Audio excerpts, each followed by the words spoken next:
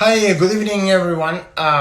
So today I'm gonna have Gabriel Echavarria joining me. Beside to be a great friend, we spend time together working with many different players. So right now he's working in Melbourne for Tennis Australia.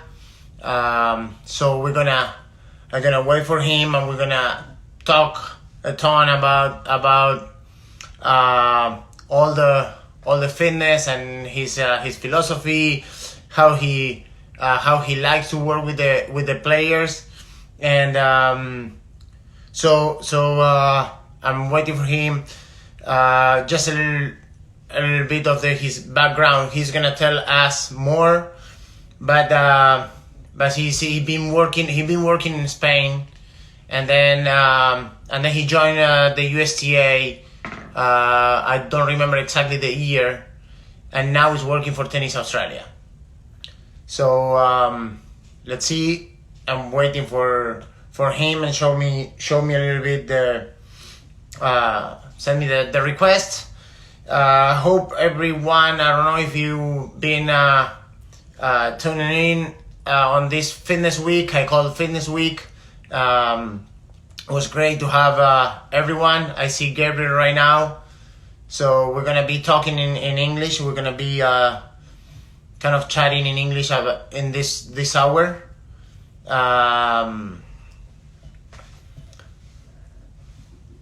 So hope you can enjoy this one. And I have some good ones, some good talk next week as well. So I'm gonna be sending the info by tomorrow. But it's gonna be fun. It's gonna be another. We're gonna dive into tennis again. It's gonna be a mix between English talk and Spanish talk. So I'm waiting for Gabriel to send me the request.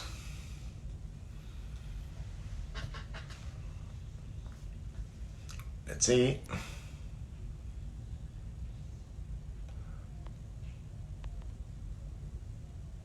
All right.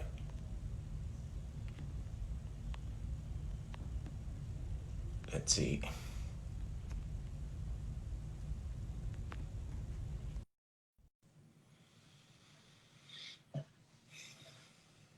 All right.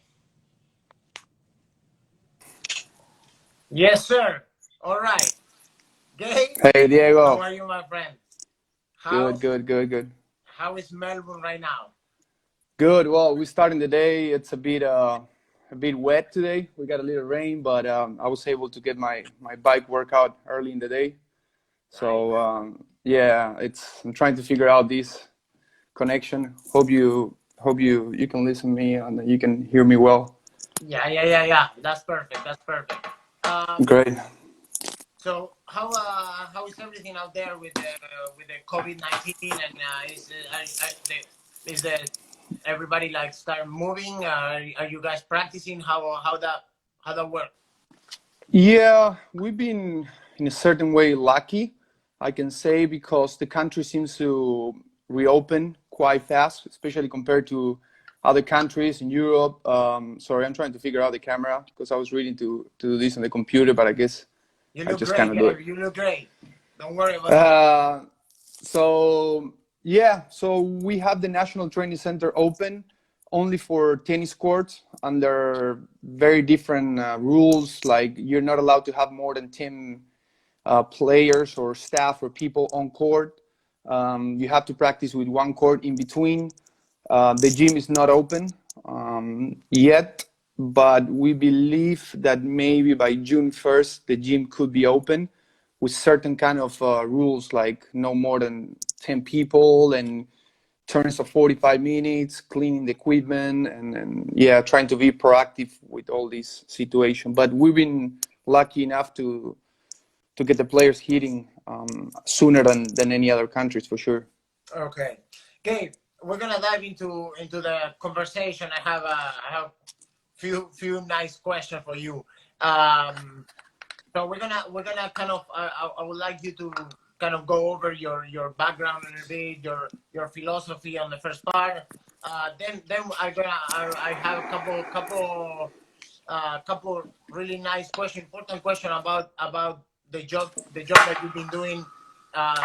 Most of I mean the difference between Europe, U.S., Australia, South America, kind of from your perspective, from the strength conditioning standpoint. And then we're gonna work more. We're gonna talk a little bit more about the developmental. I know that you have an unbelievable experience with young kids, boys and girls, also with the pros, women, men. So I'm gonna try to take advantage of everything and dive into that. So the first one is obviously with friends. I know that you come into tennis, but first you've been working with different athletes. So you've been on the swimming.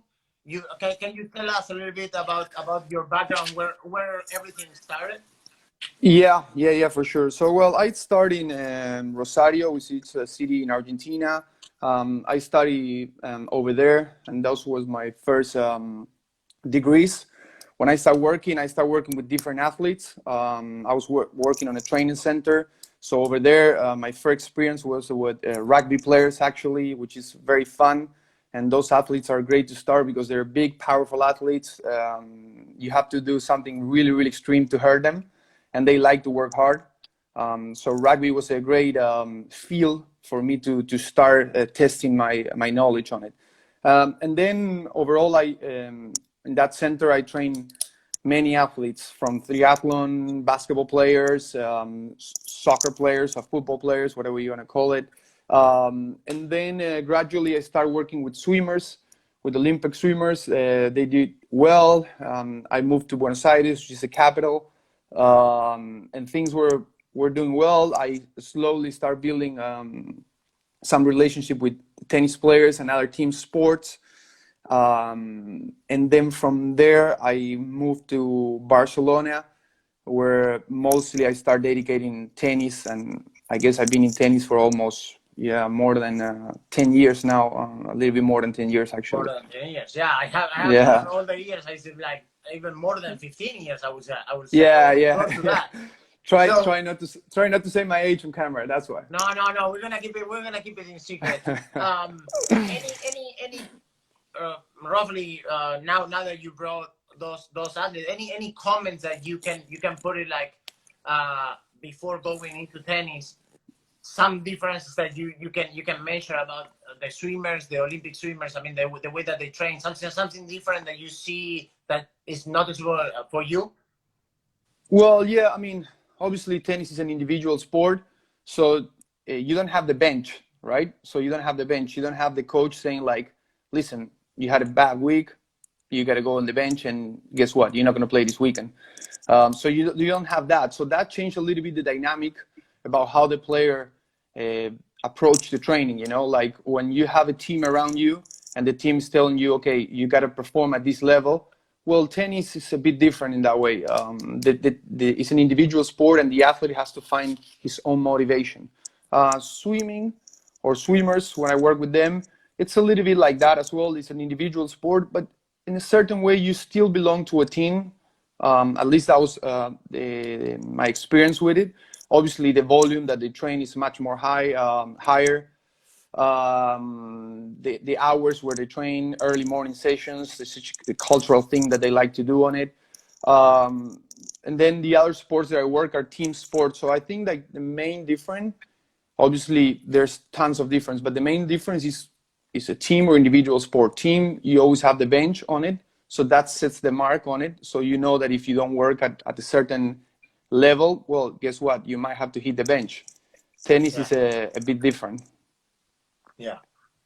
And so let's dive into you. What Gabriel Echavarria believes? What is your philosophy? Kind of more on the coaching side. So now, who are you? I mean, what's your philosophy? Yeah. How you describe yourself? Wow, that's a big question. I start. I I mean, start. yeah. To be honest, my philosophy is very simple. First of all, you got to understand what your role is on your team is and what you're trying to do with your player. But my philosophy is based on I don't really believe in extremes positions. So I don't believe that you don't have to do any one thing or you completely have to do that. So I try to find what works best to get the best outcome. So I particularly don't think that there's a one method that can work for any athlete, because if it would be like that, how easy would it be, right? You know that there's one method, you apply that method for every athlete, boom, that's it, you get success. Unfortunately, it's not like that, or that's the way I believe. So what I tend to focus is in the outcome. What are you looking to achieve? And then whatever the method you use, I don't care, as long as you tell me what are you looking to achieve? What's the outcome, or what's the adaptation that you're trying to provoke on your player, right? And then the method, it's like a rabbit hole. There's tons of methods, a way to do it. But I'm trying to focus about what you're trying to do. What is what we're going to improve? And then we can go, okay, how are we going to improve it? But the most important thing for me is simplicity. Just keep it simple with the athlete. Be honest with the athlete. And then, well, one of my mentors, which is Jose, I know you know him well as well. Jose Higueras, I mean, again, be on time, be respectful, effort. It's as simple as that. That's just the way the non-negotiables. Yeah, yeah. And I like to have those right in front, so the athlete knows what to expect. And I know that when I'm going there and work with my athlete, I'm trying to be full focus on it. I'm trying to give intensity, even though I have a bad day or a good day or whatever happened in my personal life. I know that I step in the gym and I got to bring the intensity up, and I'm expecting the player to bring the intensity up as well. You know, so yeah. Perfect. We're gonna talk a little bit later about that developmental plan and the process and how you like to how you put the things together. But the next question is a little bit about that. So you have 10 years with an athlete, right? Is that question is connected with kind of your philosophy? You have 10 years with an athlete for sure, 14 to 24 or 15 to 25. How the process starts? How you like to start the process? How you see that athlete? You say what you want to achieve. What is without putting one name? What you would like to achieve with that athlete? How you When you mean an athlete, you're talking about a tennis player? an athlete. Right now, we're gonna dive into tennis. Right now, it's an athlete because I know that we talk, or I like to talk, and we had certain conversation about athletes. You know, try to become the best athlete that you can. Yeah. Now, we doesn't matter the sport. You need to build the best athlete. How Gabriel Echavarria look for that athlete? Well, I mean, if you have those 10 years, probably what I will start building is capacities. The way I see capacity is how big, let's say if you have a car, how big is your engine, right? In your car, how big is that engine? How much energy you can produce? Or so, and then later in the career of that athlete, I will develop the power of the engine. So that means how fast you can use that energy, right? So again, let's go back to the example of a car. If you have a car, you're trying to build the biggest engine you have, right? With the biggest capacity. And then later in their career, I'm going to try to bring the power horse, right, of the car. Imagine you have a nice Mustang. So now you have a big engine. Yeah, imagine you have a nice Mustang. You have a big engine, 6.0 liters. You have a big engine. And then later in your career, you're going to work on develop the power on it. How much power? So power, it's a little bit more related with the time unit. So it's related with how much power I can generate on time. But first, I will build the capacities. And the And how capacities, you relate that to sports, for example? well, I get the idea. How yeah. we go. Well, some of these capacities in athletes are really, they come by genetics, unfortunately, but you still can improve them. But capacities means, well, if you have a young athlete, first of all, I believe that multilateral development. So you need to get you need to offer the athlete, especially a young athlete, a lot of different stimulus at young ages. The way I see it, those are tools, right? So if they're growing up and they have a lot of tools on their toolbox, wherever they have the time or wherever the time comes to grab one of those tools, they will have it there, right? So I strongly believe in multilateral development. So what that means in sport, well, maybe at young ages, expose them to different sports, right? I clearly don't believe in early specializations. I think a kid should grow up with a lot of stimulus, possibly even with 2 sports. Then you have to build some other capacities. You have to build that nice solid base, which it could be the conditioning base, it could be the strength base, it could be the coordination, the flexibility, the mobility. But I will build those capacities at early ages, right, and bring a lot of tools into my toolbox. So later on in my career, when I have already all those tools and I have already those capacities, I can work and become that capacity. I can work the power of that system, right? And I can work to perfectionize those tools. Perfect. We're gonna go later on that more. We're gonna dig in specifically on that. One of the main things that I would like to know from you, due to your great experience. So probably you've been working 5 years in Spain with tennis players, and then you've been working like 6. 6 years in Spain. Sorry, and then you've been working. Don't count, please. The people who are listening, don't count the years, because it's gonna tell the age, and he doesn't want. So 6 years in Spain, and then you had like 8 years at the USTA, something like that. Yeah, something like that. Yeah. So you're coming from Argentina, and now you're working with Tennis Australia. So the what I would like, is what is the difference between, from your point of view, the strength conditioning, how everybody works in Europe, in Spain, in Argentina, in US, and in Australia? What are the main differences in Yeah. Yeah, that's a good question. It's a big topic. We can talk hours from this, but I'm just going to give what I think the main difference. Maybe if you compare Europe and against not against, if you compare Europe and the US, right? Probably in the US, the sports that are dominating, or the most important sports in the US, are the sport based on power, right? So they're power sports.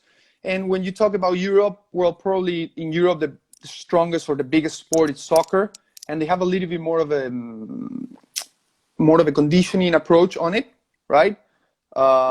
So I would say that the biggest difference, the way they train, it comes a little bit from that. It also comes from the private sector. How strong is the private sector? And when I mean the private sector is the fitness industry, or the performance or strength conditioning coaches industry.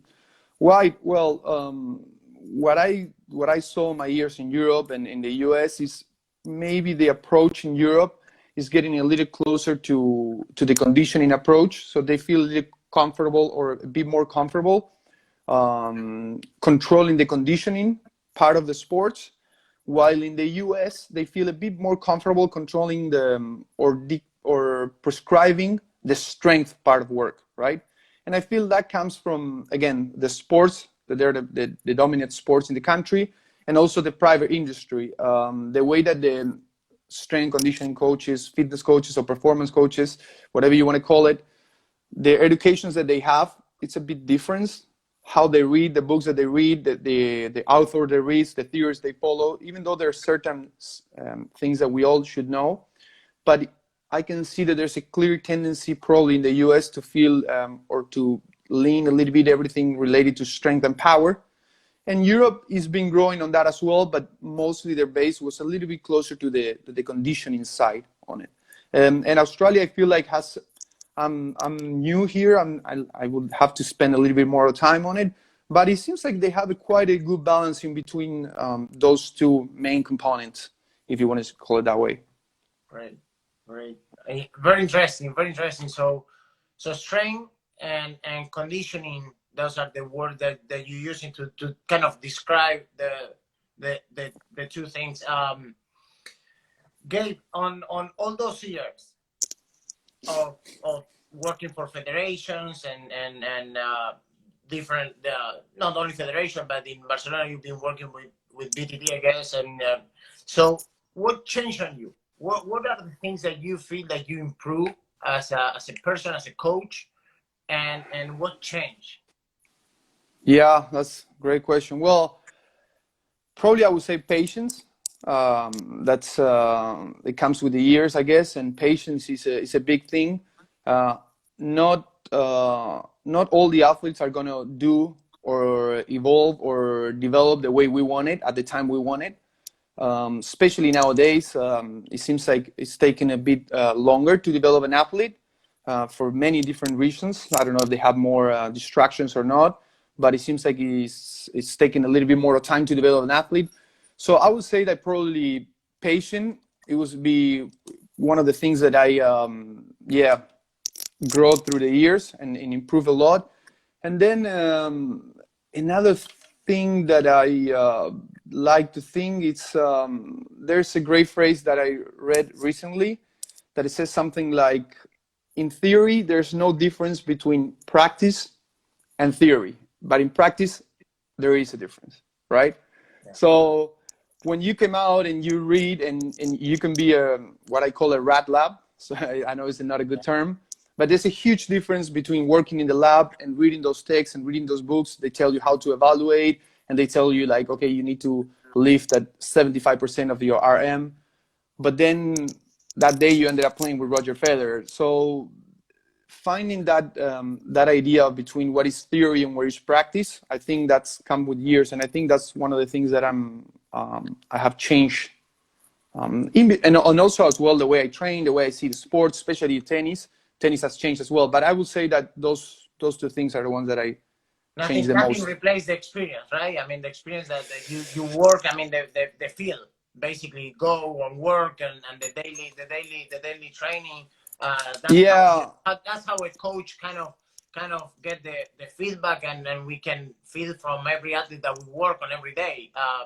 I guess that it's very important, the theory. I mean, you want to get better, but if you don't have that part of the practice and being with a lot of athletes, I mean, it's tough to translate that. yeah, I 100%. I mean, and as more time I spend in the tour and watching these guys on arriving to Grand Slams and watching maybe um, younger strength and conditioning coach or younger fitness coach, you see them more. You see them more trying to do more different stuff or trying to push the boundaries a little bit. And I believe that you gotta understand that again. What you read and what you learn, it's based on a perfect, an ideal condition, right? So what you learn is like, let's say if you do a VO2 max, you will have 48 hours to recover. Guess what? 48 hours is tough to have in tennis, competitive tennis. So learning how to control those lows and again, what we do is it's science, but also it's biology. So it's not an exact science. It's not maths. 2 + 2 is not 4. 2 + 2 here could be 5, right? So that comes with a little bit of experience, and I still have to learn a lot about that because every athlete is different. So yeah. Perfect, great, clear. You work again. I gonna go back. Work for federations, academy. So you receive. So you receive a ton. I mean, you've been working with Madison Keys, with Tommy Paul, with Riley Opelka, with Mitchell Kruger, Bjorn Fratangelo, and we go out of the list. I don't want to miss anybody. I mean, you've been working with the ton here in the state. You've been working in Spain as well with several athletes, and now in Australia. So you receive a lot of prospects. The best I mean, working for the federation, you receive many of the best prospects of the country. What are the flaws and deficiencies in general that you see as strength conditioning when you go? What are at young ages, or it doesn't matter the ages, but because we're gonna go into different ages. You receive the prospect. What are the deficiencies that you feel that you see, or you when you receive it? Well, we're talking tennis now, right? Yeah. Now we're going into tennis. Well, that's a tough question. There's no one thing that I can tell you. Um, I guess maybe what I Give me can. three I or mean, I guess. four. Yeah, I guess. Well, the first thing is when you receive a kid and when you start working with a kid, and if he's a kid, we're not talking about professional. We can talk professional later on Yeah. it. You Yeah. gotta learn. You gotta see where they are, how old they are, what stage they are, and where they're coming from. You have to see also their technique as well. A clean technique and an efficient technique is the best way to prevent injuries, right? So that's going to give you a little quote on it. But I might have to agree with Mark Kovacs. Maybe one of the things that we see coming in, it's a little bit of lack on the conditioning side, as well as the early specialization on it. So that brings a lot of lack on the coordination aspect on it, and how to really control their body and how to be a little bit more flexible on it. Unfortunately, especially the US, where the private sector is very strong, we see a lot of young kids coming in, and when they've been playing tennis for almost 10, 12 years, and the kids they're 14, right? So they've been doing, the only thing that they've been doing is tennis. So that's when we start seeing stress fractures or tendinitis at really young ages. So I would say that that's one of the things that concerns me a little bit, just the early specialization on it. And I see that quite a lot, actually. Perfect. That's interesting. Interesting. Now let's talk a little bit about that process. So forget about federation, forget about everything. You as a coach, uh, 13, 14 years old to 18. You have a lot of experience. I know that you've been working again. I mean, at that age, you've been working with a lot of really good prospect boys and girls. Um, so what are the areas that are important? What are your focus in that age, 13, 14 to 18? Yeah. Well, again, probably will be build the capacities, as we said early in the conversation, build the capacities. And the capacities is everything. It goes from conditioning to coordination to flexibility and mobility to strength, speed. So I would say, like, first of all, and just build those capacities. And then you have to prioritize which capacities you want to build first, right? So Um, let me yeah. interrupt you before, because I had that question a little bit later, but maybe it's good to clarify that. When you talk about capacities, I mean, we can call areas as well. I mean, what are, for you as a coach? Forget the ages now. We're gonna come back to that question later. Uh, Men, women, boys, girls. What are the your priorities? If you have to prioritize the capacities or the areas, Yeah. how Gabriel Yeah. will do it. So what is the Well, most important for you? And then well, again, I'm just gonna probably go back to Dr. Mark Kovacs, and he did a great explanation the other day with you. I actually saw that presentation, and I will agree with him. Conditioning, I would put conditioning first, because all the strength and all the power in the world is not gonna do you any good if you don't have the conditioning to back that up. So first and most, you just gotta have the conditioning to last for a tennis match, right? But I'm going to extend a little bit more on what he said, which I thought it was great.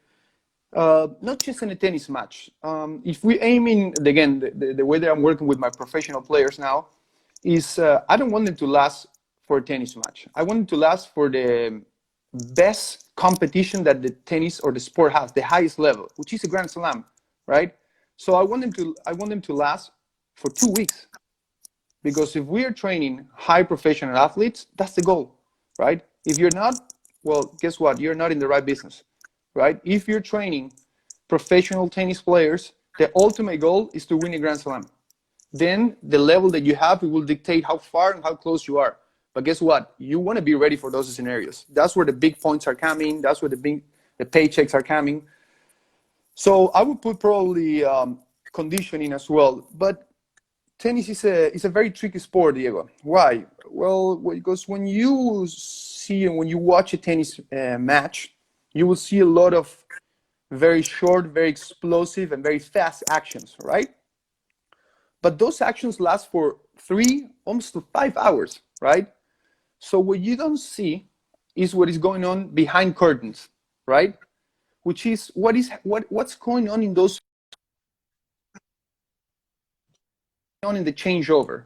And what's going on is mostly recovery. And that recovery comes majority or a key role or a key part of that recovery is the aerobic system, right? So that's what is a tricky sport, tennis, because again, you might see the surface on it and you might think like, wow, this is a very explosive and powerful sport. But again, you got to understand that these players have to last 3 to 5 hours in the case of men's. There's when they play 5 sets, 3 to 3 hours and a half. There's some women's matches on it, and guess what? They might have to repeat that the next day, or they only have one day of recovery. They only have 24 hours to recover. So that's what I think that it's a key part to understand how conditioning, how delicate is conditioning and how important it is. And when I mean conditioning, it's a very delicate balance between 3 different systems. That all those systems should be working at the right time and executing the right amount of energy on during the match on it. So you have that delicate balance. It's not just What are one or the other one. what are the three systems? Well, the 3 systems that you have to develop, and in conditioning, again, this is my the way I see it, because I think that there's a lot of misleading here, basically because strength is a much more easier way to program, and most of the coaches they see that. So the 3 systems that we're talking about it that is necessary to develop what is called a good conditioning, it will be the aerobic system, the anaerobic lactic system, and the anaerobic alactic system. So you need those 3 systems to work in a very delicate balance to allow your player to have the ultimate conditioning on it, right? Which is the ultimate condition, the best conditions they can have. Then there's a lot of other components on it. It comes strength. When I talk about strength, the main goal for me on strength, the way I see it, is the first goal that I need to do when I work on strength, more than develop power, speed, or anything, is injury prevention, right? That's the way I see it. For me, the main thing to develop strength is first and most to get my athlete on court as much as he can. Why? Because tennis is a sport that needs to develop skills. And to develop skills, you need to spend a lot of time working on those skills, right? So the way I see strength, my main goal on develop strength is allow my athlete to spend time on court, right? So he can develop that skills. An athlete that is injured is an athlete that is not getting better. It's just recovering from an injury, right? So if you're injured, you're not getting better. You're not playing tennis. You might try to imitate, you might try to get closer to conditions, but guess what? You're not playing tennis, so you're not getting better. So when I talk about strength, I would put that as the first goal on it, just injury prevention. And then of course, strength is a key role as well. Why? Well, because this sport has a lot of change of direction and very, very high force production and force absorption, right? So the average of change of direction in between a point is 3 to 4. So you will have closer to max speed accelerations, following by the suddenly full stop and changing direction to get to another direction, or guess what? Just full stop and allow you to get yourself in a good position to execute a good shot. So force production and force absorption are another key. And then as well, I would say that mobility, range of motion, whatever you want to call it, is also very important. We see that the best guys out there, the top 10 guys, are all guys that they can defend, right? That they can get to those extreme positions and still produce a quality shot out of it, and that comes from flexibility and strength. Obviously, Novak being the number one example of that. You see that it's very hard to open Novak, because even when you open him, he's very flexible, very mobile. So he will get in that position, but he's still strong on that position. So he can execute a good shot, and then suddenly you thought that you were in an advantage position, and then suddenly he hits you with the ball right next to the line, and then you're back in the court again. So I think that would be the order that I like to see it. Perfect. And now let's go back. And so now that is very clear, your explanation is perfectly clear. Now we go back to that 13, 14 to 18 years old. So what are the areas that the main? So again, when we're talking about 13, 14 years old, also at 13, 14, you got to start seeing what kind of player you have, right? What's the body type that you have? If you have someone like you and I, we went through experience of someone like Riley is completely different than someone like Lauren Davis or someone like Francis or someone like Christina McHale or whatever, we can mention names on it, or Joao Sousa or whatever. Yeah.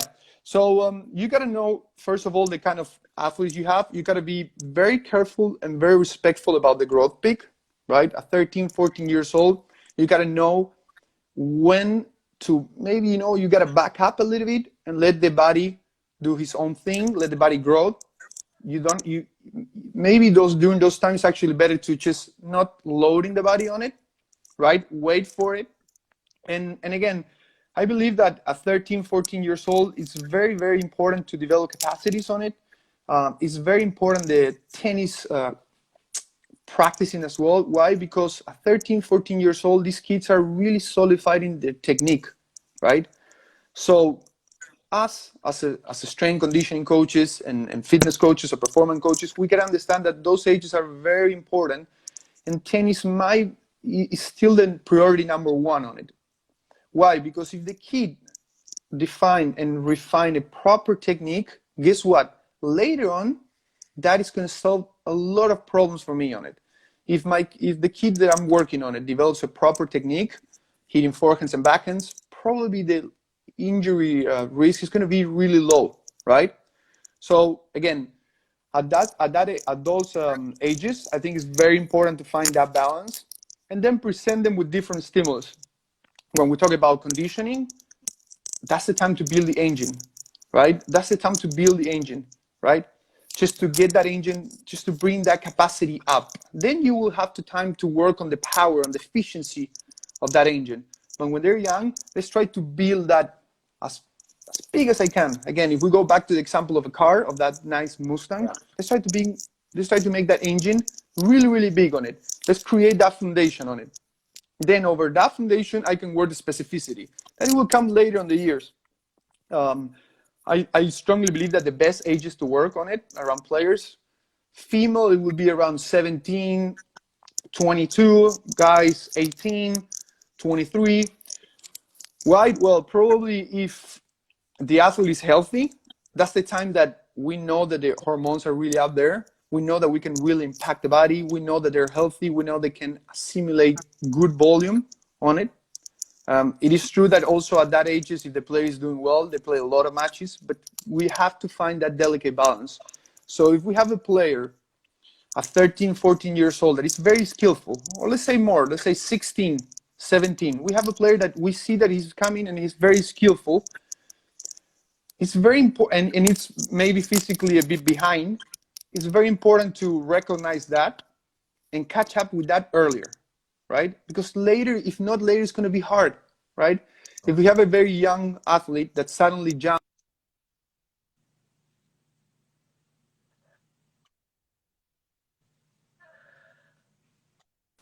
You there? Sorry, I lost you. Diego? Yeah. Perfect. Yeah. I'm here. So again, if you have a young athlete that's suddenly very high level.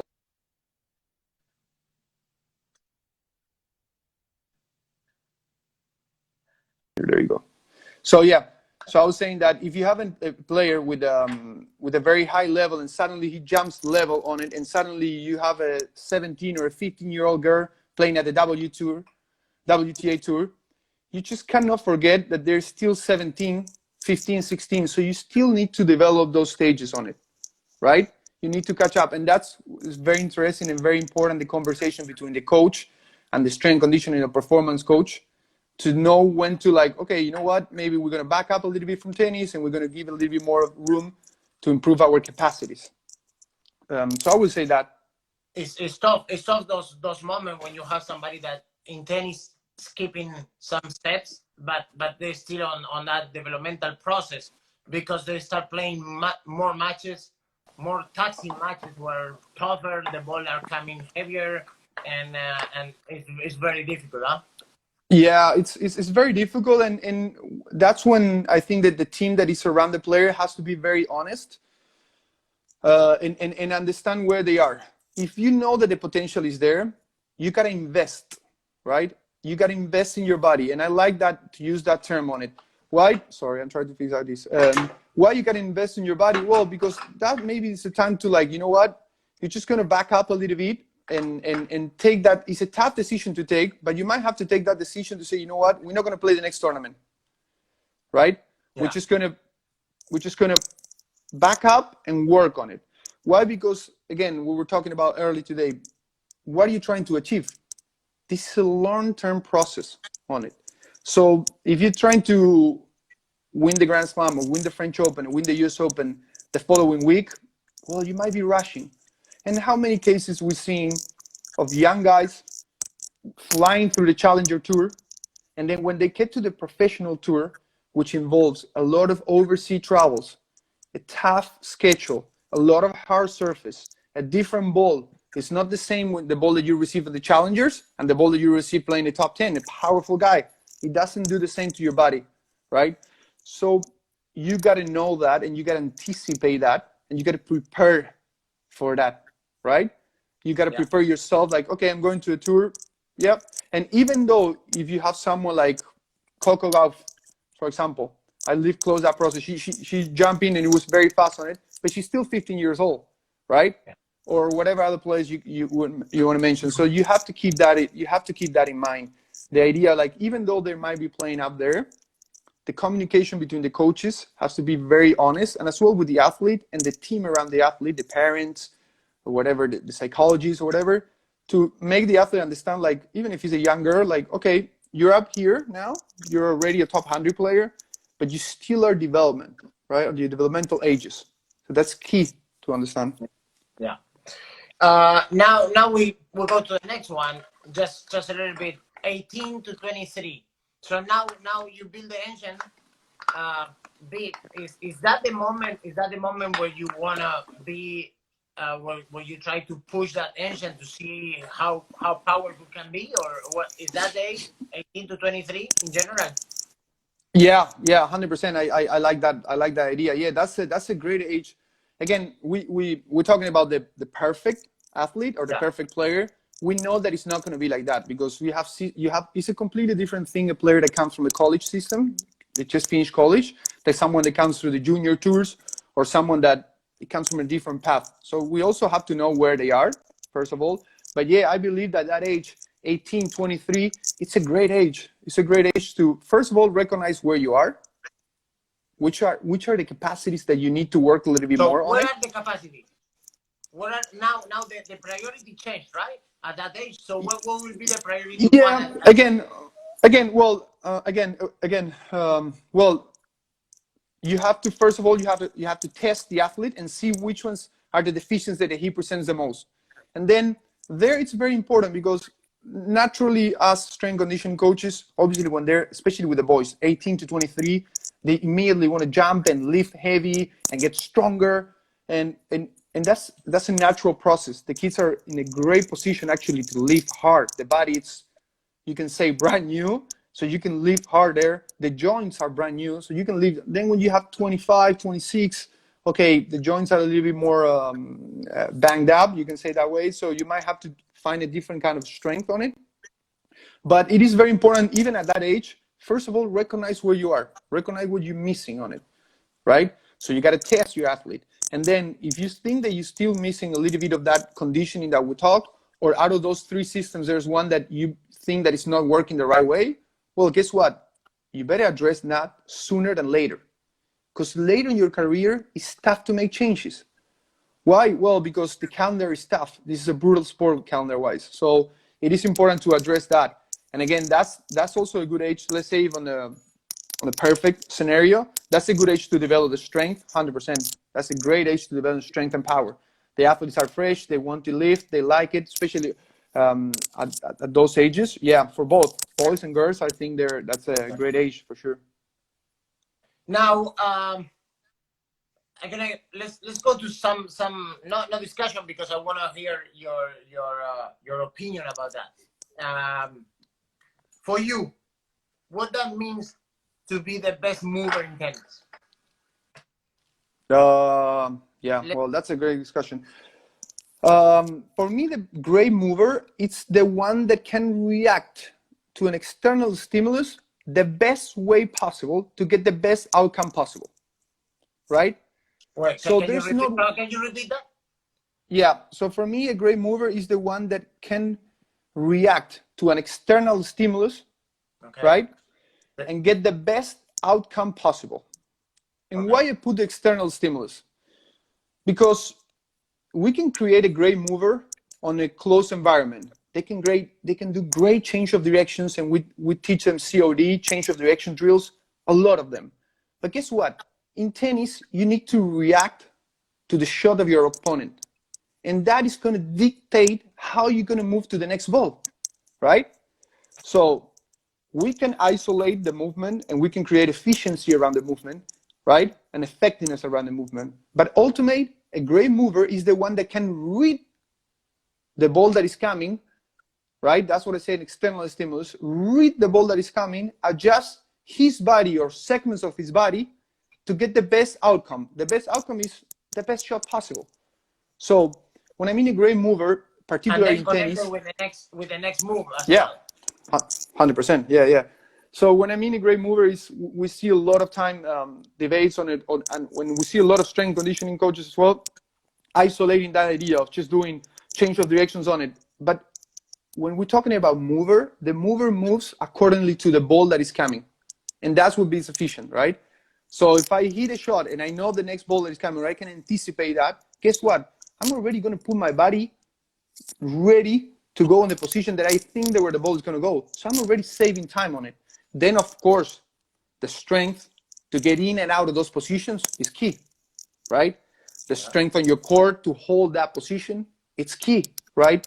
The flexibility to, or the mobility, whatever you want to call it, to get into extreme positions and save that ball, it's also key. But ultimately, a great mover has the capacity to read, anticipate, and then the rest of the physical capacity comes on it. The strength, the reaction, the first step, right? So I would say that. Okay, so that's great. So you involve kind of, obviously we had that eyes and mind on the tennis side. So you put that eyes and mind very connected with the movement. Yeah. Again, why? Because you can isolate you can have a player doing tons of change of directions, which is great. He's going to become more efficient. He's going to go more effective on those change of directions. But then you got to put that in an open environment, right? And the open environment in this case is the opponent, right? Yeah. So how can I can predict that? So I feel like going back to where we're talking about the toolbox. You have to provide your player with a lot of toolbox. In the case of movers, there's tons of discussions about big steps, small steps, and that discussion goes forever. The way I see it is, let's give the player as many tools as we can and let him choose which tool he needs to use on every shot, right? The way I say it, why I say this? Well, because if we only train an athlete in a certain way, let's say we only train an athlete that moves, which is great, right? Certain moves on big steps. So, which is great. Yeah, certain balls you need to move with the big steps on it and you need to be there quick on it. But guess what? Some other times you might need to use one or two more steps to adjust to get yourself in a better position. So you have to have that flexibility on the way you work and on the way you think on it, right? Yeah. Why? So you can adjust according to the stimulus that you have. If you only have one way to move on it, guess what? You don't have space to improve. And we see it with Novak. When Novak goes to the backhand, sometimes he takes a little bit more of the steps on it because he likes it. But when he goes to the forehand, when he needs to take big steps, goes out there and he adjusts. We see it with Federer as well. When he's in the bad positions and defending position, guess what? He's running into the ball, but he knows that the last step might have to be a bit bigger, right? To allow himself to put that back leg or his body behind the ball so he can execute the best shot on it. But sometimes he might need to take 2 or 3 more steps, right, to the ball because he thinks that he needs to get in that ball in a different position to get another outcome. So it is very important, especially for us, a strength and conditioning coach, to understand that. And this is the way I see it. Let's give the athlete both ways around, right? Let's give the athletes as many tools as we can, and then let them choose which one is. And we have a good example. You and I work with a player. We don't want to mention the name of the player, but the player has one tendency that it was. Yeah, go ahead. The player got a tendency to recover crossing crossing the leg back, right? Crossing behind it, or instead of crossing over, just crossing the leg back on it. And we hit ourselves the head against the wall so many times trying to change that. But when we stopped doing that and we saw the outcome, well, guess what? He's getting back quick into the position we want, right? He's getting himself in a good position to get to the next shot. So maybe what? If he likes to recover crossing the leg back, let's just leave it like that because he sees style and the outcome is good. He gets himself in a good position. And we try to change his mechanics, trying to make him cross over forward, cross over with the leg on front, and he didn't like it, so he felt awkward. But when we see the outcome, you know what? The outcome is good. Okay, we're going to leave it like that, right? Even though, in theory, he might cover more distance on it, but the outcome was good, so we'll leave it like that. Yeah, perfect. Very, very, very clear. Very clear. Efficiency. Is the efficient completely connected with the best movers? I mean, all the best movers are efficient, and vice versa. All the most efficient players are the best movers. Well, I would say so. Yeah, definitely. Because again, as I said on my definition of mover, a great mover is the one who has effectiveness and efficiency, right? So he needs to take the right amount of steps, right, to get himself in a good position on it. So that comes with efficiency. Efficiency is related to the energy cost, right? So you want to get yourself, or you want to play with the best. You want to play, or you want to put yourself in a good position to get the best shot out of it. Obviously, wasting the less amount of energy, right? And that comes with efficiency. Efficiency in tennis is a key role, and again, it goes back to understand the nature of a sport, right? Why? Because you have to be efficient on your match if you want to last 2 weeks. And again, that's the ultimate goal when we're working with professional athletes. I want my athletes to win a Grand Slam, right? So you want to be the most efficient player out there, right? You want to be the player that goes there and in 1 hour, especially early on the rounds, he gets you 6-2, 6-1, 6-1. Boom, you're out. 1 hour and a half, you're out. Guess what?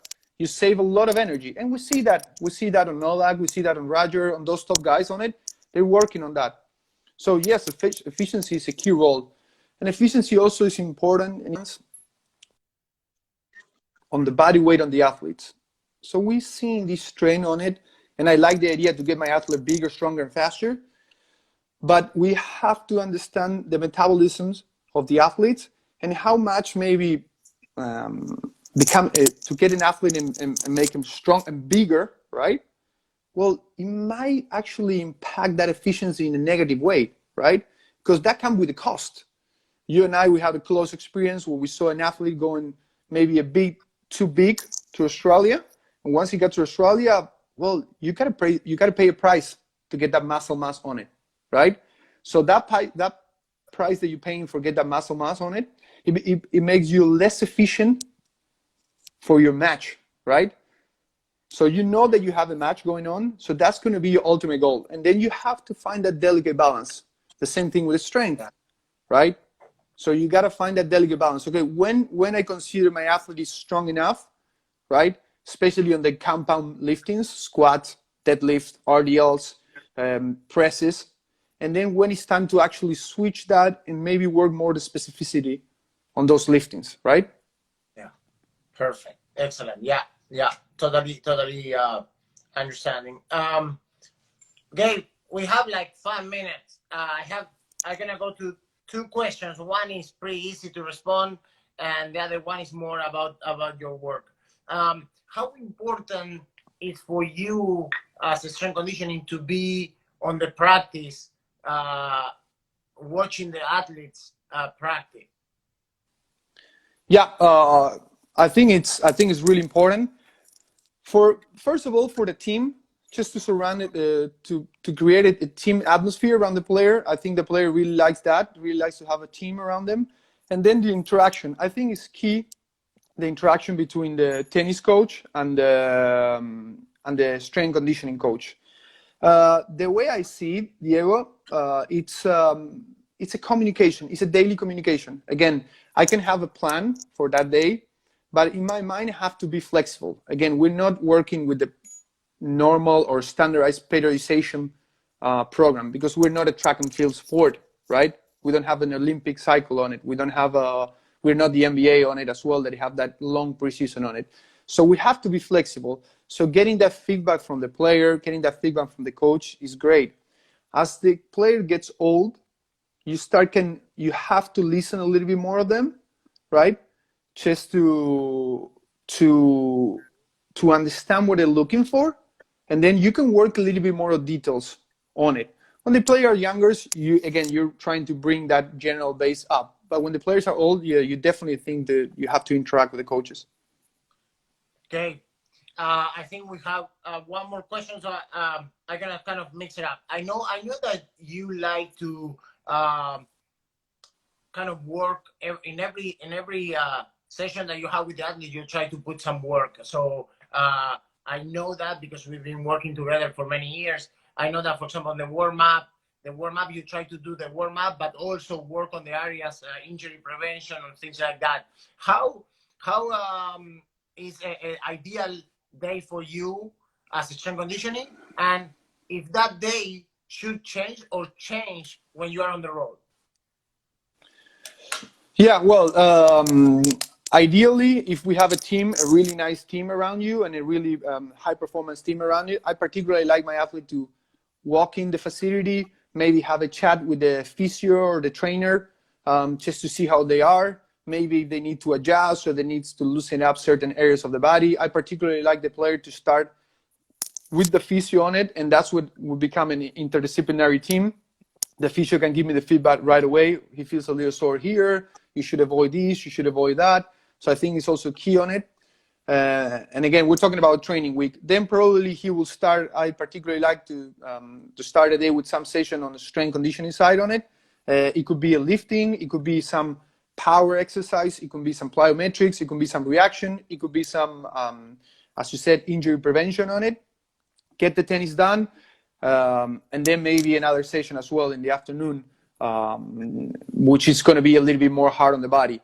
And then when we talk about tournaments, you got to recognize that there's two kinds of tournaments. Tournaments that you're working through, that you tell your athlete, okay, this is the time that we're going to work through the tournament. And then tournaments where you want to peak in a certain way. And when you want to peak, most of my work is based on recovery, right? Make sure that they sleep. I'm a strong believer in the sleep on it, on the recovery part. And then it will be adding certain kind of injury prevention works, some plyometric works, things that I think by reading my athlete, it will impact him in a positive way. But once you get into a bigger scenario like a Grand Slam, all the work has to be done before that. So when you're in this scenario, the only thing you have to worry about is your recovery. Be healthy, be happy. A happy player is a player who's going to play good on it. So I will be more on that side. Sorry, I need to interrupt. We have 30 seconds. I know that your player just wrote there that in 1 hour you have a session with her. So I want to thank you so much for your time. I know that it's the beginning of the day for you, and it's never easy, but really appreciate that hour, and always learn so much from you. And so good luck. I hope this pass quick, and we can see each other really soon. Okay, thanks, Gabe, and have a great day. Thank you, Diego. Thank